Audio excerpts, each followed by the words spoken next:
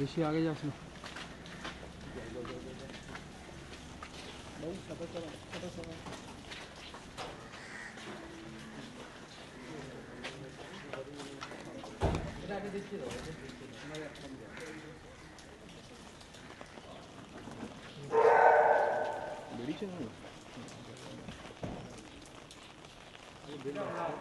কালকে যাদবপুরে যে যেটা হয়েছে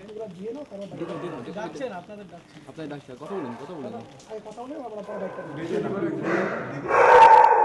আপনি উঠে যান ফুলটা নিয়ে।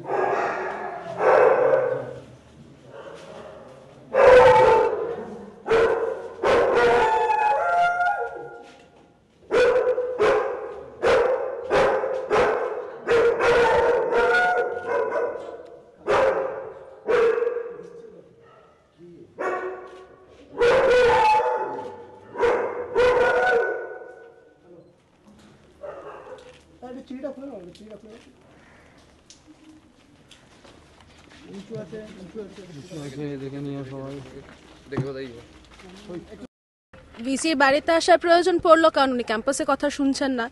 আর এত ঘটনা ঘটে যাওয়ার পর যখন 37 জন আক্রান্ত স্টুডেন্টস, আমাদের মতো জেনারেল রেগুলার স্টুডেন্টস 3 জন হসপিটালাইজড, সেই ক্ষেত্রে ওনার তো মানবিকতার দায় ছিল যে উনি রিজাইন করতেন, তো উনি করলেন না। তো আমাদের মনে হলো, আমাদের বোধবুদ্ধি বললো তাহলে উনি অসুস্থ, তো অসুস্থকে গেট ওয়েল সুন বলতে হয়, আমরা তাই শিখেছি। ওনার দীর্ঘ জীবন কামনা করি আর এক্সপেক্ট করব যে সুস্থ হওয়ার পরে যেন উনি পদত্যাগটা করে ফেলেন।